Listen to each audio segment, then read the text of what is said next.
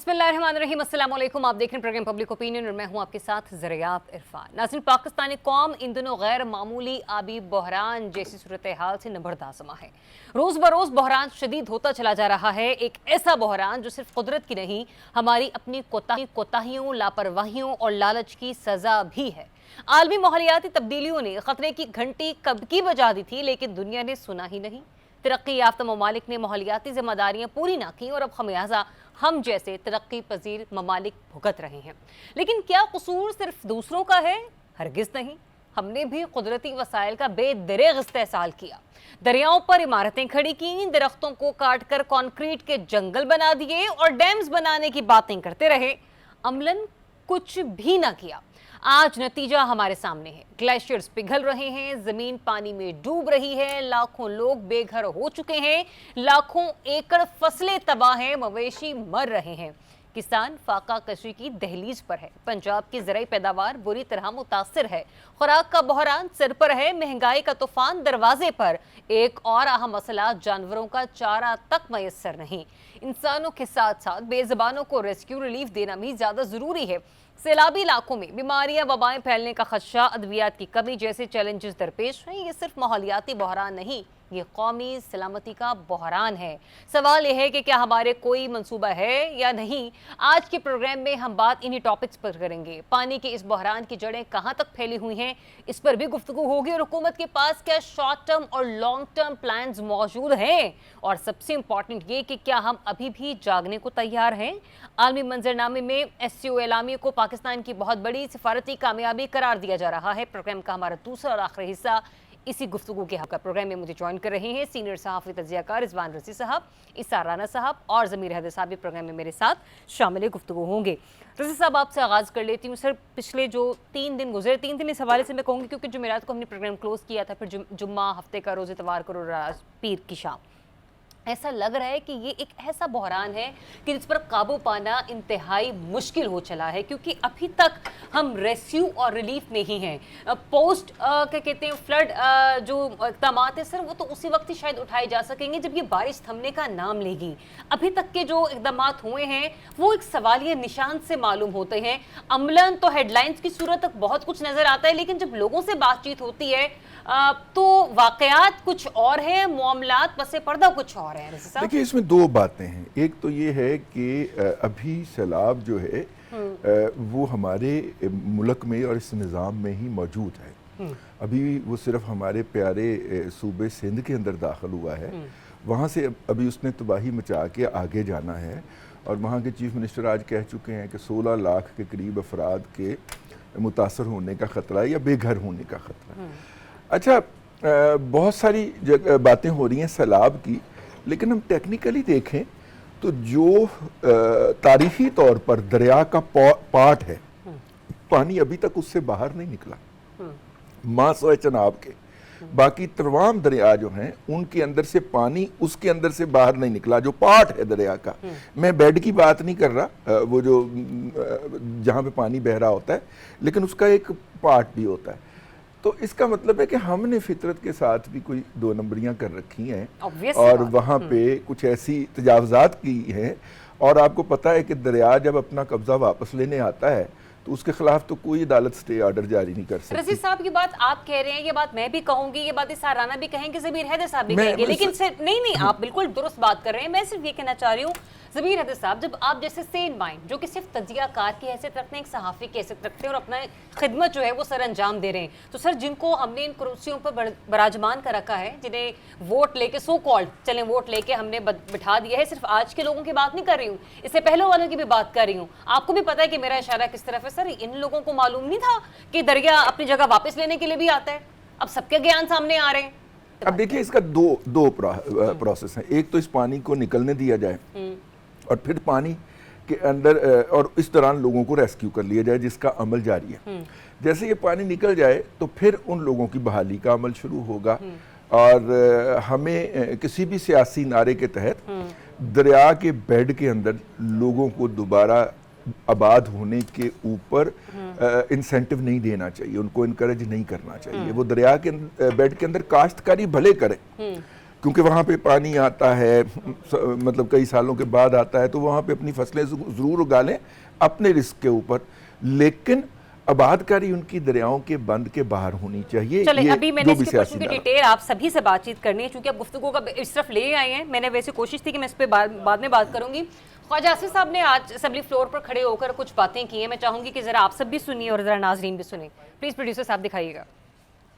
اپنی جورسڈکشن تھی جو اللہ کی طرف سے نیچر جو ہے اسائن ہوئی تھی ان کو، اس میں انسانوں نے جو ہے انٹرفیئر کیا ہوا تھا، قبضہ گروپ بنا ہوا تھا۔ تمام تر دریا جو تھے ان کے دھارے کے اندر، اس میں انسانوں نے جو ہے انٹرفیئر کیا ہوا تھا۔ یہ ہر دفعہ آتا ہے، ہم کہتے ہیں جی بلینز کا نقصان ہو گیا ہے، کبھی ہم یونائٹڈ نیشنز کو اپیل کرتے ہیں، لیکن جو ہمارے اعمال جو ہیں ان کو ٹھیک نہیں کرتے۔ اگر فوجی حکمرانوں نے 2 ڈیم بنا لیے، تو اب اگر جن ڈیموں کی آپ بات کر رہے ہیں ان کو 15 سال لگیں گے بنتے ہوئے۔ اس ڈیموں کا انتظار کرتے ہوئے بنائیں، سینکڑوں درجنوں چھوٹے ڈیم بنائیں جو 2 سال میں یا 2 سال کے اندر یا 3 سال کے اندر جو ہے مکمل ہو جائیں۔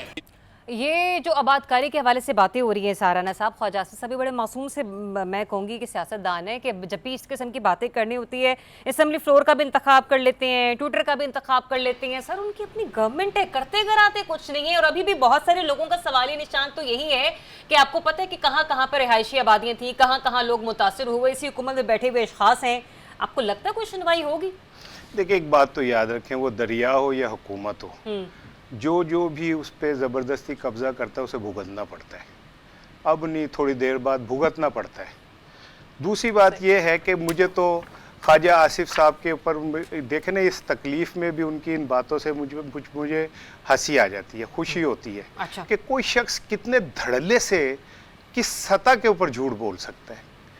40-45 سال سے آپ حکمران ہو، اور کون ہے؟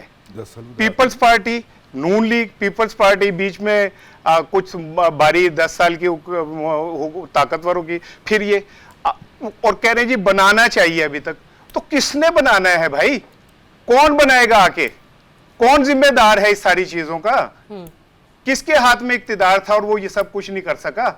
اور آپ مذاق اڑاتے ہیں، لوگ مر رہے ہیں، لوگوں کی زندگیاں تباہ ہو رہی ہیں، آپ کہتے ہیں یہ کیسا یہودی سیلاب ہے جو یوں کر رہا ہے، یہ یوں کر رہا ہے۔ یار آپ کو کسی مرحلے کے اوپر تو اپنے جملے کا ہی احساس کر لینا چاہیے کہ کوئی تھوڑی سی شرم ہوتی ہے، کوئی حیا ہوتی ہے۔ کوئی بندہ کسی موقع کے اوپر اگنور کر دیتا ہے کسی بات کو۔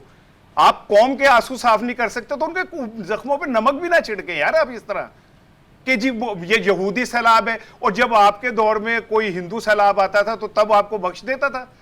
سیلاب کو آپ نے نہیں روکنا، سیلاب کو آپ نے نام دینے، اپنی کیڑ اپنی ہر حال میں نکالنی ہے آپ نے۔ آپ آج کہہ رہے ہیں جی ایسے ہونا چاہیے ویسے ہونا چاہیے، تو 45 سال سے رضی تھا حکمران؟ اللہ نہ کرے خیر ایسا کبھی ہو۔ رضی ایک شریف آدمی ہے، محنت سے کمانے والا ہے۔ آپ کو سیالکوٹ کے گڑھے تب نظر آتے ہیں جب آپ کی مرضی کا بیوروکریٹ غائب ہو جاتا ہے، جب آپ کو نظر آتا ہے کہ سیالکوٹ کا جو ٹھیکیدار ہے وہ بڑا غلط ہے، آپ کی 76 چھانتلے جب سب کچھ کر رہا ہوتا ہے تب آپ کو نظر نہیں آتا۔ تو میں تو خواجہ آصف صاحب کی خیر ویسے کسی بات کو سیریس لیتا نہیں ہوں۔ ان کی اپنی پارٹی لیتی ان کے بیانات کو؟ نہیں، وہ لیتی ہو نہ لیتی ہو تو انہیں ہر بار کیا نام ہے، وہ جو اگر ان کی پارٹی نہیں لیتی تو وہ لوگ تو لیتے ہیں نا جو ان کے ایک ٹیکس کے اوپر ان کو ہاری ہوئی سیٹیں انہیں جتوا دیتے ہیں، وہ تو لیتے ہیں۔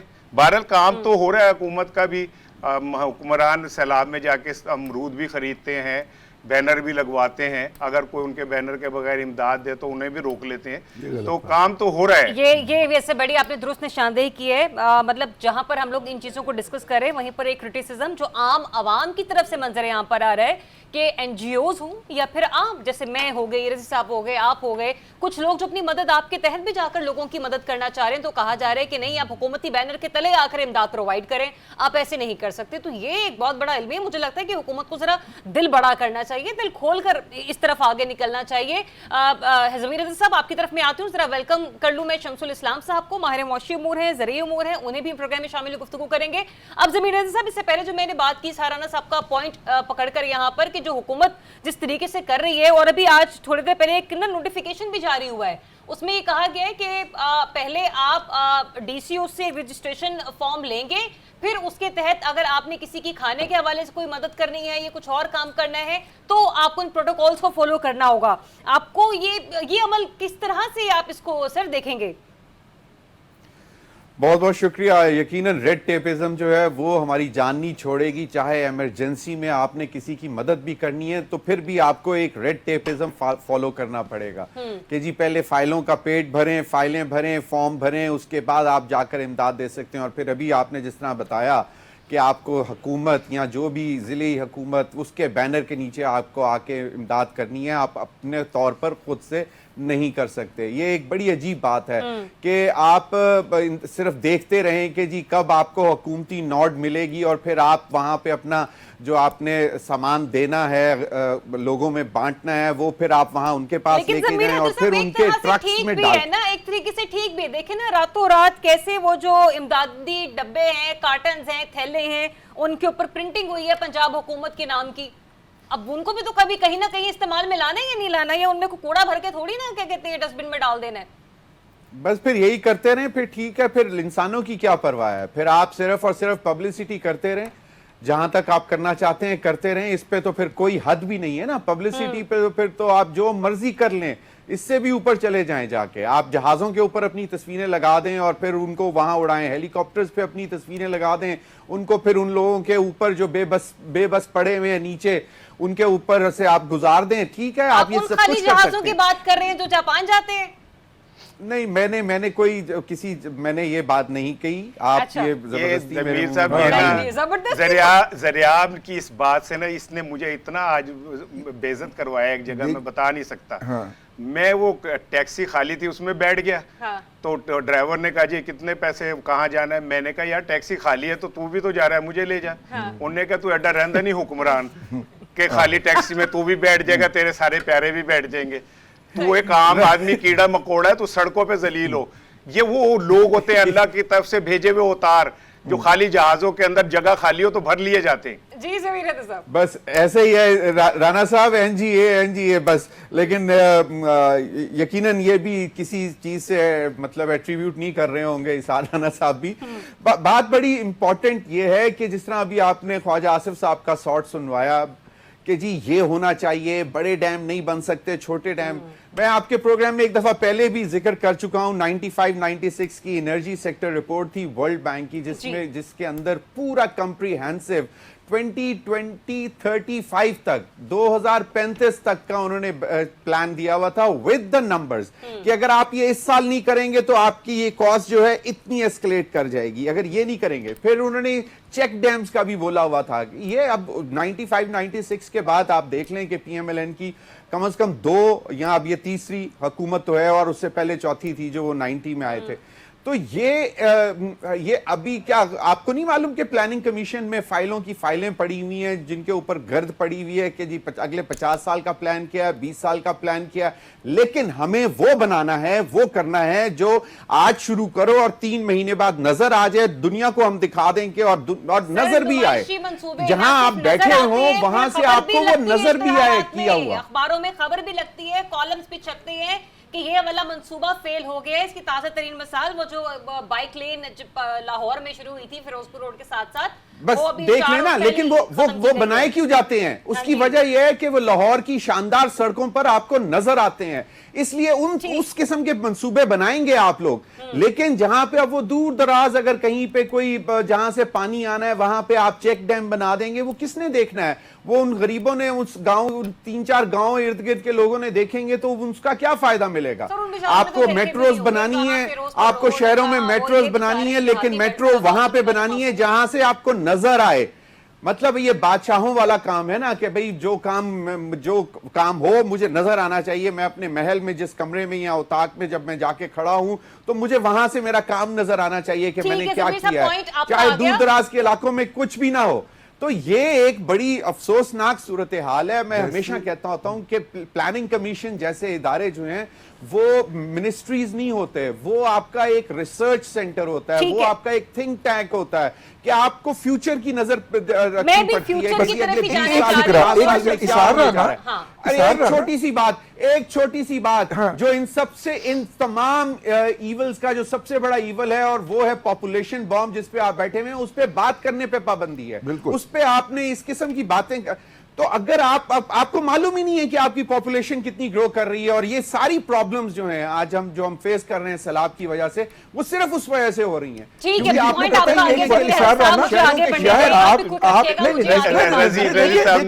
آپ تینوں نے ایک ٹارگٹ بنایا نا یار, آپ 55 روپے آپ 55 روپے فی کلومیٹر والے ہیلی کاپٹر پہ کیوں نہیں بیٹھ کے آئے؟ وہ بھی غلط ہے اور یہ بھی غلط ہے. ہم نے کبھی تائید نہیں, غصہ نہیں کرنا, ہم نے اس کی بھی گالا ہنس کے کرنی, گالا ہنس کے کرنی. نہیں, میری بات مذاق ہو رہا ہے. اچھا میں مذاق ہو رہا ہے, سن لے, میں مذاق ہو رہا ہے.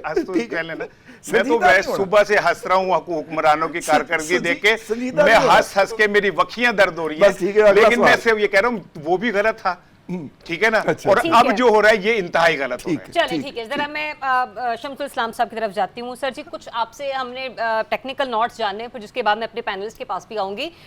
سر, سیلاب کی باعث جو ہے وہ پنجاب کی فوڈ باسکٹ شدید متاثر ہوئی ہے. متاثر بھی شاید چھوٹا ورڈ ہے, میں کہوں گی ایک طریقے سے ڈوب گئی ہے, اور یہ سیلاب اپنے ساتھ بہا کر لے گیا ہے, جس کا ایک مین سورس یہ ہے کہ جو ہمارے ہاں سبزیوں کا ذخیرہ تھا, سبزیوں کی کھڑی تیار فصلیں تھیں, وہ برباد ہو چکی ہیں. سر, آنے والے دنوں میں, ہفتوں میں یا مہینوں میں یہ ہمارے لیے بحران کس حد تک سنگین ہو سکتا ہے؟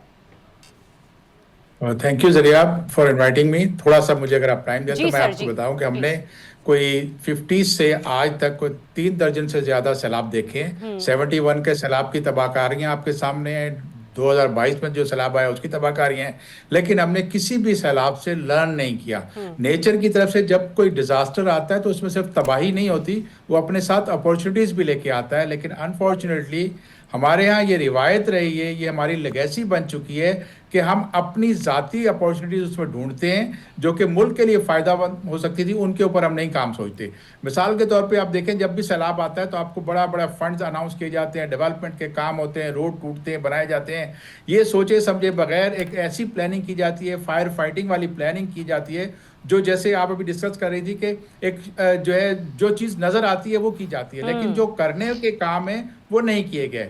بہت سارے ایکسپرٹس آپ کو کہتے ہیں جی ڈیمز بنا دو. یقیناً ڈیم بنانا بہت مشکل کام ہے, اور بڑے ڈیم بنانا آج کے دور میں حماقت ہے, انوائرمنٹ کے لیے وہ خطرہ ہوتا ہے. آپ کو ہزاروں کے حساب سے چھوٹے ریزروائر بنانے ہوں گے, آپ کو چھوٹے چھوٹے ڈیم بنانے ہوں گے, اور آپ کو جو گڑھے قدرتی پڑے ہیں, میں مثال دیتا ہوں آپ کو کہ جو پوٹوہار کا ریجن ہے جہاں شیریں فرہاد کی ایک آپ کو لوگ کہانی سنائی دیتی ہے, وہاں اگر آپ جا کے دیکھیں تو گڑھے اتنے بڑے بڑے ہیں کہ جو قدرتی طور پہ واٹر ریزروائر بن کے اور ان کا استعمال کریں تو پوٹوہار جیسی زمین جو زرخیز ہے, پلسز گرو کرنے میں, پینٹ گرو کرنے میں, مسٹرڈ گرو کرنے میں, وہ ساری کی ساری وہاں فصلیں بڑھ سکتی ہیں, اور پاکستان کا انحصار دالوں کی امپورٹ پہ کم ہو سکتا ہے. لیکن ہم نے ان 3 درجن سے زیادہ سیلابوں میں کبھی اس طرف توجہ نہیں دی. وہ قدرتی طور پہ پانی بڑھ جاتے ہیں, تھوڑی سی محنت آپ کو کرنی ہوگی. اسی طرح سے یہ جو آپ کے 3 دریا ستلج پہ, چناب اور آپ کا جو راوی ہے, یہاں پہ جو سیلاب آیا ہے, یہ ہم نے سوچ لیا تھا کہ اب یہاں انڈیا پانی دے گا ہی نہیں, تو ہم نے یہ سوچ کے وہاں پر اپنی ایسی سوسائٹیز بنا دی, اور لوگوں کے لیے ہم اپورچونیٹیز جو ہے رہنے کی تو پرووائڈ کرنے والے کام کر رہے ہیں, کیونکہ اس میں ذاتی مفاد آ جاتا ہے, ویسٹڈ انٹرسٹ آ جاتا ہے کچھ سوسائٹیز کا, لیکن جو لوگوں کو روزگار چاہیے, جن کی آمدنی بڑھائیے, وہ ہم نے نہیں کری.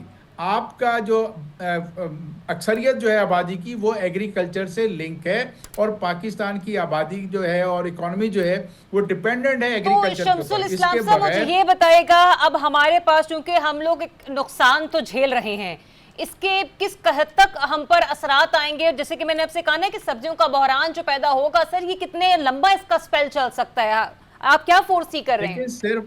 صرف سبزیاں نہیں, آپ ابھی دیکھیں آپ کی گندم کے جو ذخائر اوپن کھلے آسمان تلے رکھے ہوئے تھے, ان کو بھی ڈیمیج کیا بارش نے. آپ کا جو فصل ہے کپاس کی وہ ڈیمیج ہو چکی ہے. آپ کی دھان کی فصل ان تمام علاقوں میں باسمتی کی پیداوار ہوتی تھی, وہ آپ کی تباہ ہو گئی, آپ کی دھان خراب ہو گئی.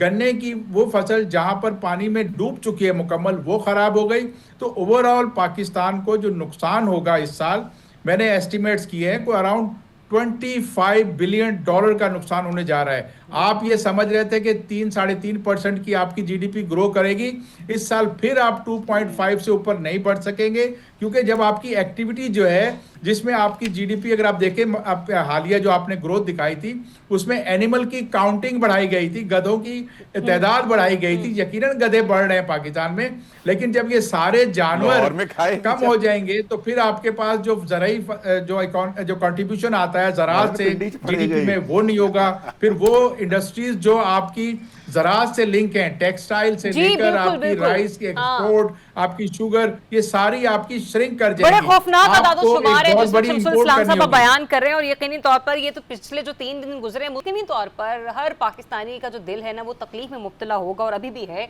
क्योंकि जब हम लोग सोशल मीडिया को देखते हैं, लोगों के आंसू, धड़भरी आहें, चीखें, बेटियों का, बहनों का जहेज का बह जाना, यकीन जाने ये बहुत तकलीफ दे अमल है, और बहसीत कौम हम सबको एक दूसरे की मदद करके ही इस बहरान से जो है ना वो निपटना होगा। ब्रेक लेते हैं, ब्रेक के बाद जब मैं वापस आऊँगी तो इसी इशू को हम कंटिन्यू करेंगे कि जो शमसुल इस्लाम साहब ने पॉइंट्स यहाँ पर ऐड ऑन किए, कपास मुतासिर, गंदम मुतासिर, धान मुतासिर, गन्ना मुतासिर, लाइव स्टॉक का भी बहुत बुरा हाल है। Stay tuned public opinion. जी वेलकम बैक वंस अगेन। नाज़रीन, ब्रेक पर जाने से पहले मैं सवाल छोड़े गई थी कि पाकिस्तान चूँकि ज़ाहिर सी बात है एक एग्रीकल्चर कंट्री है, और यहाँ पर इकोनॉमी के हवाले से हम देखें तो हमारी जो ज़रिए जनास है वो अपना ख़ास एक रोल प्ले करती हैं, और पंजाब इसमें सबसे बड़ा जो है वो अपना किरदार अदा करता है।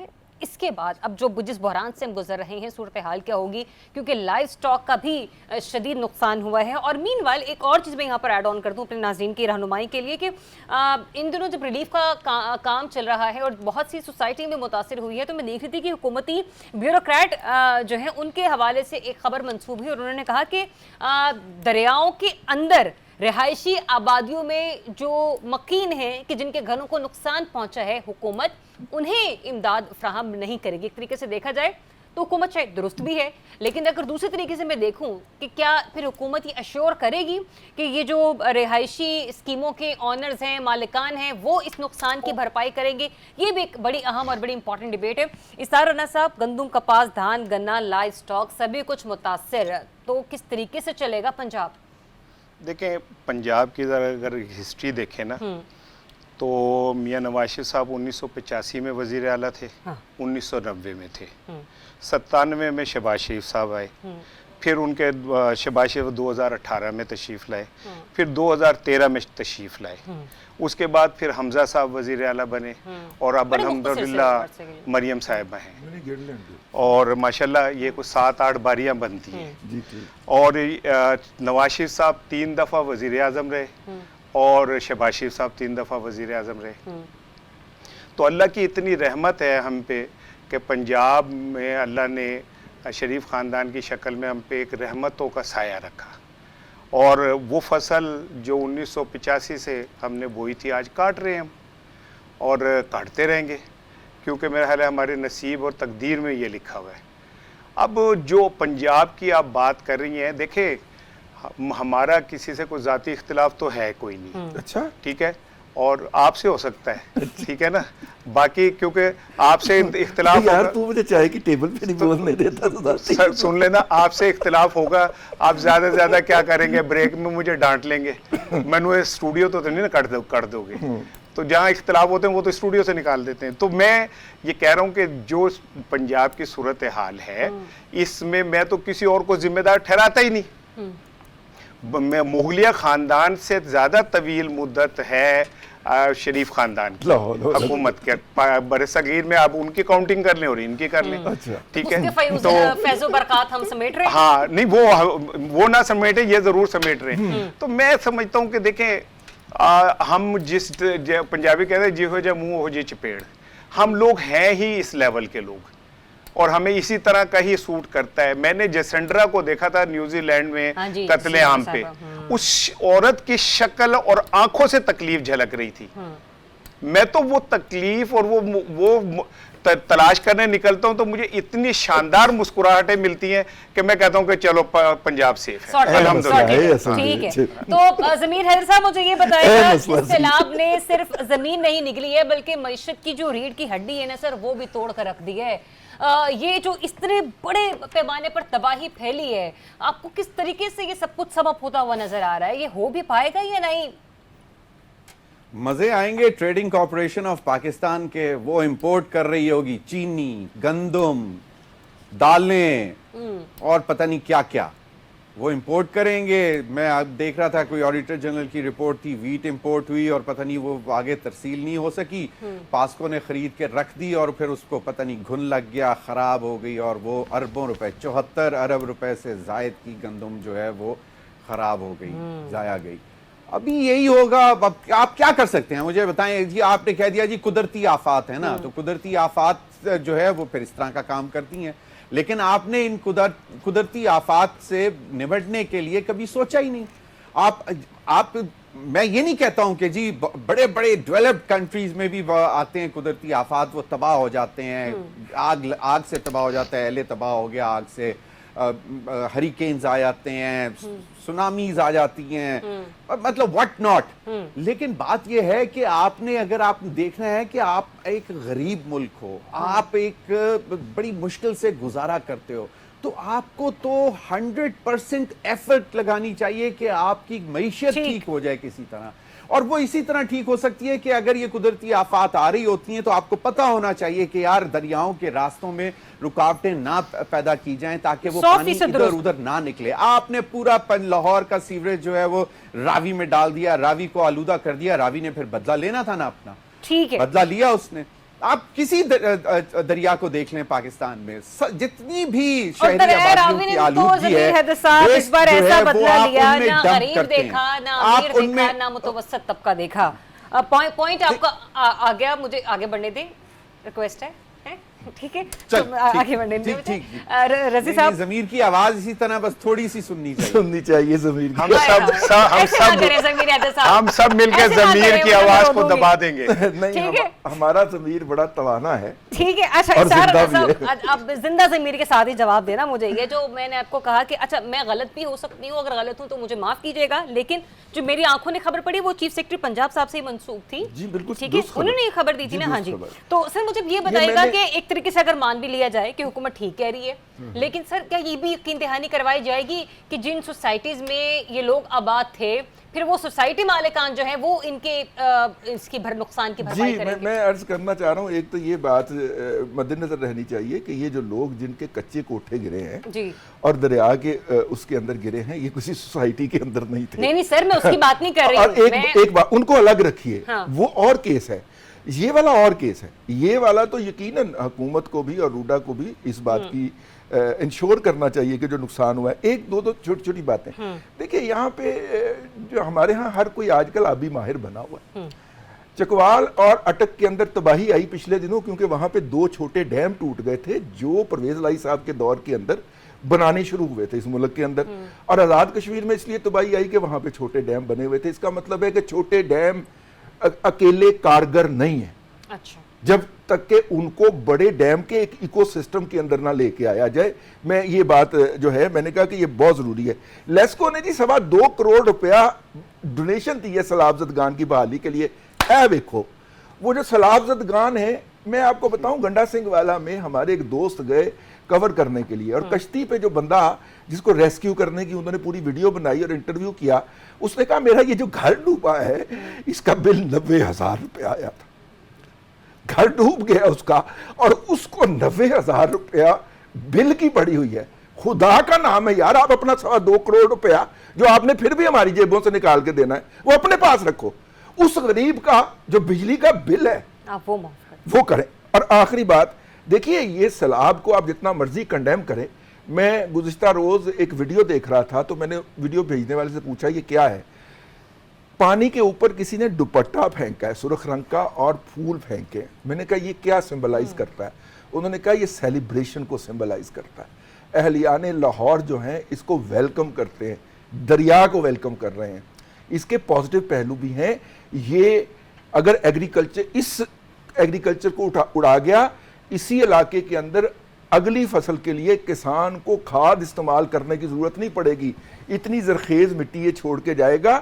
تو ایک یہ بھی پہلو ہے کہ ہم سرکار سے یہ کہیں کہ بھائی ان کو کم از کم بیج تو آپ دے دیں یا بیج فائنانس کر دیں, ان کا کھاد کی ان کو ضرورت نہیں ہے, ہم 6 ماہ کے اندر یہ اکانومی دوبارہ کھڑی کر لیں گے, کھڑے ہو جائیں گے. ٹھیک ہے, چلیں اس کا جواب ایک اکانومسٹ سے ہی میں لے لوں.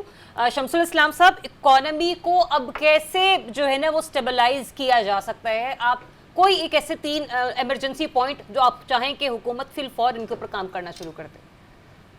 دیکھیں جی, اس کے اندر سب سے پہلے تو جیسے پانی نیچے ہوتا ہے تو آپ کو پتہ چلے گا کہ بہت ساری جگہوں پہ ایون کہ ستلج ہے یا دوسرے دریا جتنے بھی ہیں, وہاں قدرتی طور پہ جو گڑھے بنے ہوئے ہیں ان کو تو آپ ریزروائر کے لیے بنانا شروع کریں, کیونکہ یہ آگے بھی بارش آئیں گی اور اگلے سالوں میں زیادہ بارشیں آئیں گی. ہماری خریف کی ٹوٹل کراپس جو ہیں ہماری تقریباً ڈیمیج ہو چکی ہیں, بہت معمولی آپ کو چیز نظر آئے گی. اور آپ دیکھیے گا کہ اس بارشوں سے پہلے ہی آپ کے سامنے ایک بحران آ رہا ہے کہ جس میں گندم بہت مہنگی ہو گئی ہے. 1800-2100 والی گندم تھی, وہ آج 3500 روپے من پہ پہنچ چکی ہے. تو یہ آٹے گندم کا بحران تو آپ کو فوراً ہی آپ ملنے والا ہے. آپ نے لوگوں کو جو ایگریرین بیک گراؤنڈ کے جو لوگ تھے ان کو پروٹیکٹ کرنے کے لیے, رضی صاحب صحیح کہہ رہے ہیں کہ آپ کو جو ہے کھاد کی ضرورت نہیں پڑے گی, لیکن رضی صاحب یہ بھی دیکھ لیں کہ جو گروور جس کی کمر ٹوٹ گئی ہے, جس کو 3-4 فصلوں میں کچھ نہیں ملا, آپ لے لیں کارن سے لے لیں, آپ اس کے رائس لیں, آپ ویٹ لیں, ان کو وہ پرائسز نہیں ملی اور وہ بری طرح سے ان کو کم قیمت دی گئی کہ اب ان میں سکت باقی نہیں رہی کہ جو اب سیڈ بھی خرید سکیں. سیڈ ایک الگ مافیا ہے جو آپ کو ایک سرٹیفائیڈ سیڈ کے نام پہ ہائیبریڈ سیڈ دے رہا ہے, اور آپ دیکھتے ہیں کہ آپ کی جو بنیادی اسٹیپل کی کاسٹ ہے وہ بڑھ چکی ہے. آج آپ یہ تو کہتے ہو کہ جی ہمارے کسان کو زیادہ پیداوار ملے گی, لیکن اس ہائیبریڈ سیڈ لگانے سے اس کی لاگت بیج کی بڑھ گئی ہے. ہم نے ہائیبریڈ جو بریڈر جو ہے سیڈ کے, ان کے تو رائٹ پروٹیکٹ کر دیے, لیکن بڑے کمال ہوشیاری سے گروور کے رائٹس نکال دیے.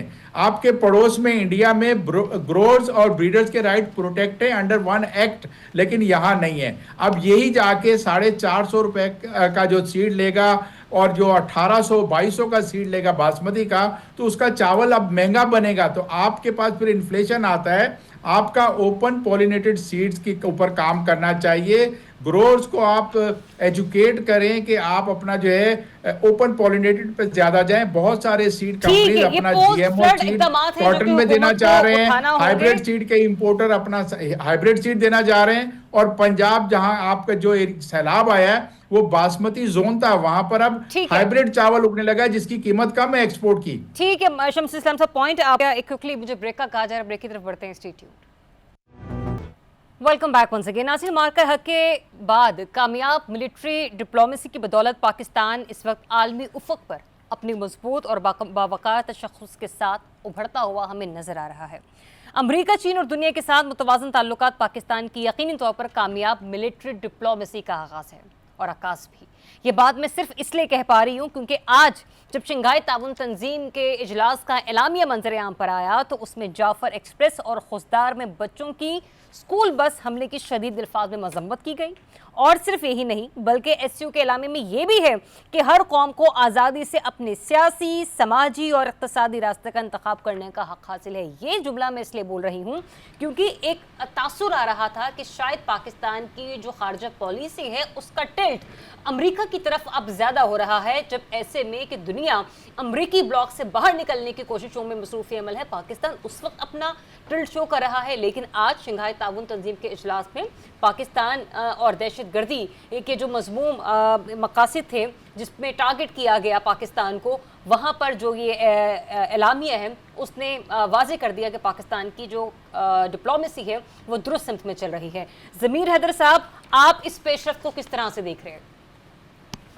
دیکھیں, پاکستان کا یہ ہمیشہ سے موقف رہا ہے اور ہم نے دیکھا ہے کہ پچھلے 20-22 سالوں سے ہم دہشت گردی کے خلاف جنگ میں ہیں اور فرنٹ لائن سٹیٹ کے طور پر لڑے ہیں, اور اس کو دنیا نے پہلے بھی اکلیم کیا تھا.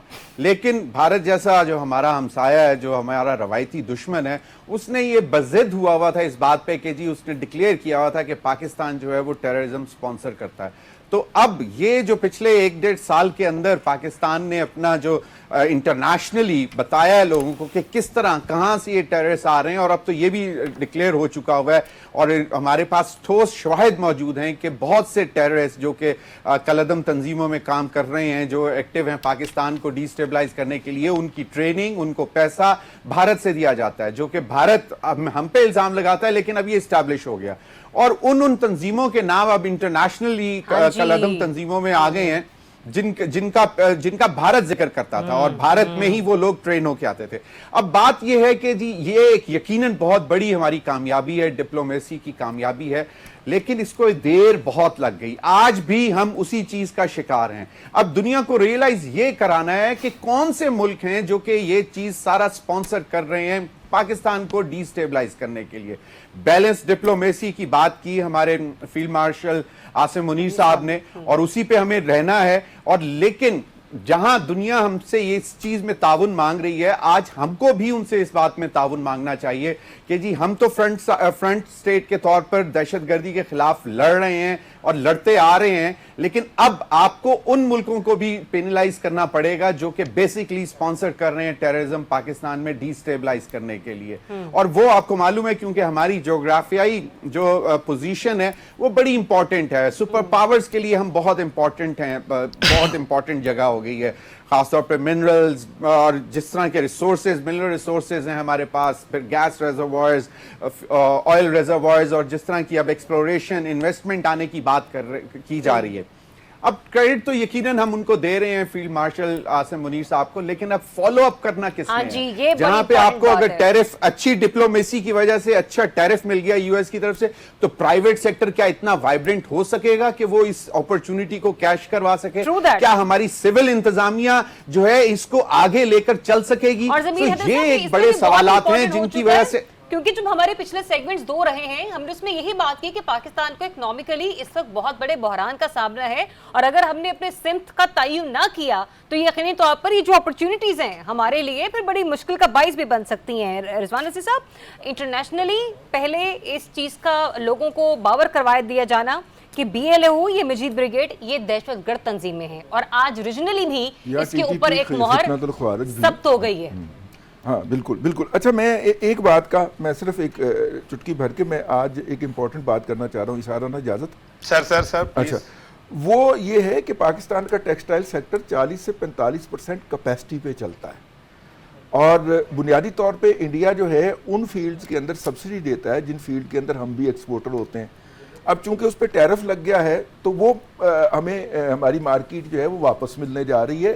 صرف جولائی میں ٹیکسٹائل کی ایکسپورٹ میں $1.5 ارب کا اضافہ جمپ دیکھا گیا ہے، and that is because of this tariff differential. لیکن دیکھیے جہاں تک ایس سی او کی بات ہے، پاکستان کے اندر 4 حکمران جو ہیں، ایوب خان، یحییٰ خان، ضیاء الحق اور مشرف صاحب جو ہیں، وہ جب اقتدار میں آ جاتے تھے تو اپنے اقتدار کو لیجیٹیمائز کرنے کے لیے، جائز قرار دلوانے کے لیے وہ پولیٹیکل کمپرومائزز کرتے تھے اور ڈپلومیٹک سپیس جو تھے وہ گیو اپ کرتے جاتے تھے، اور اگر اس دوران وقفے کے لیے ہی صحیح کوئی جمہوری حکومت آگے کو کام کرنے کی کوشش کرتی تھی تو اس کو بھی کان مروڑے جاتے تھے۔ جیسے اگر آپ کو یاد ہو تو افغان اکارڈ کے اوپر سائن کر آئے تھے نورانی صاحب، ہمارے وزیر مملکت وغیرہ خارجہ، اور ضیاء الحق صاحب نے پھر جو ان کے ساتھ کی تھی ان کے ہوتے ہوئے، ٹھیک ہے۔ اب اس وقت جو ہے وہ ہم نے عسکری بنیاد کے اوپر جو پاور اچیو کی ہے، جو کامیابی اچیو کی ہے، اس کو ہم مٹیریلائز کر رہے ہیں ڈپلومیٹک فرنٹ کے اوپر، اور عسکری قیادت بھی اس کے اوپر خوش ہے اور ہماری سول قیادت بھی ان کے ہینڈز ان گلوز چل رہی ہے، اور میرا خیال ہے یہ پہلا موقع ہے۔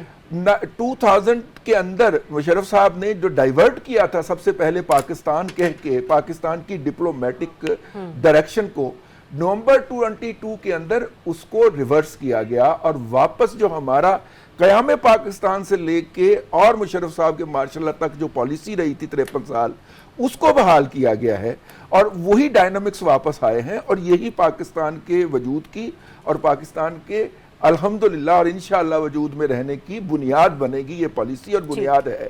جب ہم اپنے طریق سے ہٹیں گے تو ہم خطا کھائیں گے، اور ہم نے اگر اس سے رجوع کیا ہے تو میرا خیال ہے کہ وہی کامیابیاں ہمیں ہر انٹرنیشنل فورم کے فورم اوپر پر مل دیکھنے رہی کو ہیں. ملیں گی. سارنا صاحب، جو ایک تاثر مل رہا تھا کہ شاید ہم امریکی کیمپ میں داخل ہو رہے ہیں، آپ کو لگتا ہے آج ہم نے وہ تاثر توڑا ہے؟ نہیں ڈیفینیٹلی ہم تو from the very first day یہ بات کہہ رہے ہیں کہ ہماری پالیسی جو ہے وہ بیلنس ہے اور ہم کسی ایک کھاتے میں نہیں جائیں گے. ویسے بھی ٹرمپ پچھلے 48 گھنٹوں سے منظر عام پہ نہیں آیا، پتہ نہیں کیا ہوا ہے. تو ہمیں تو ویسے بھی اب چین کے ساتھ رہنا چاہیے. تو دوسری بات یہ ہے کہ دیکھیں یہ جو آج ہمیں کامیابی ملی ہے اس میں بلا شرکت غیر ایک شخص ہی اس کا کریڈٹ لیتا ہے اور وہ ہیں فیلڈ مارشل صاحب. انہیں ملنا چاہیے. انہوں نے بھارت کو ہرا کے پچھلے میں سمجھتا ہوں 100 سال کو تھوڑا اور آگے پیچھے کر لیں، مسلمانوں کو اس سے اچھی جنگ کی خوشخبری نہیں ملی. ماری کھاتے رہے، سیریا میں کھا لی، شام میں کھا لی، فلاں جگہ کھا لی. پہلی دفعہ ایک اچھی خبر آئی کہ ہم نے اپنے سے کہیں طاقتور کو مارا اور 8 گنا بڑے کو مارا، اور جو بڑی بڑھ کے مارتا تھا، ٹھیک ہے نا، وہ میں ٹبر کھا جاؤں گا، ڈکار نہ ماراں گا، ٹھیک ہے نا، ہم نے اس کی ڈکار بھی نکال دی اور ٹبر بھی اس کا نکال دیا. کریڈٹ جاتا ہے ان کو. لیکن وہ یہ ایسے ہی ہے جیسے ابھی میں رضی صاحب کو کہوں کہ رضی صاحب میں آپ کے لیے کوئی کھانا منگا رہا ہوں تو آپ نے کون سا انکار کر دینا ہے؟ آپ نے مان جانا ہے. بات یہ کہ دعوت کو دنیا کی کوئی ڈپلومیٹک قوت دعوت کو انکار نہیں کرتی اگر آپ دیں. لیکن اب مجھے ایک بات کہنے میں کوئی حرج نہیں ہے، الحمدللہ پاکستان کا قد بہت بلند ہوا ہے. بے شک. اگر یہ کہا کہ جب 6 ممالک کے آرمی چیفز پاکستان میں آ کے اجلاس کرتے ہیں تو وہ اس بات کی علامت ہوتی ہے کہ پاکستان ایک مضبوط بڑی قوت ہے. ٹھیک ہے نا. اگر ٹرمپ یہ کہتا ہے، ٹرمپ اگر یہ کہتا ہے کہ پاکستان کا رول اب دنیا میں بڑا ہو گیا ہے تو یہ ہمارے لیے فخر کی بات ہے. میرا خیال ہے شہباز شریف صاحب کو بھی یہ سمجھانا چاہیے، ایک جملہ انہیں یہ سمجھانا چاہیے کہ بھائی جان آپ ایک بڑی قوم کے لیڈر ہیں. یہ جو آپ پیچھے سے نکل کے کہتے ہیں ٹرمپ السلام علیکم، اس کی ضرورت نہیں ہے.